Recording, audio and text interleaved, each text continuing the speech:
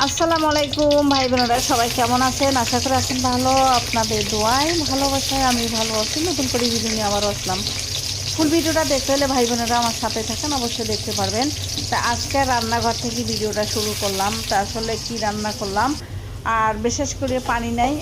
আমি তো সকালে একটা ভিডিও দিছিলাম, সেই ভিডিওটাতে আপনারা যদি দেখি থাকেন অবশ্যই দেখবেন বা জানবেন।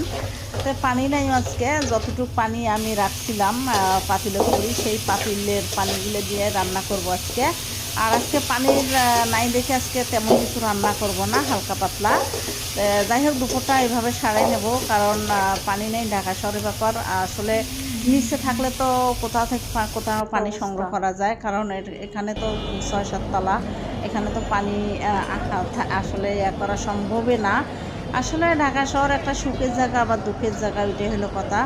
যারা ভাড়া থাকে তাদের হলো দুঃখের জায়গা, যারা বাড়িওয়ালা তাদের তো সুখের জায়গা। বাড়িওয়ালারা তো হলো ভাড়াটি সুখ শান্তি কখনো বোঝে না, তারা হলো টাকার পাগল।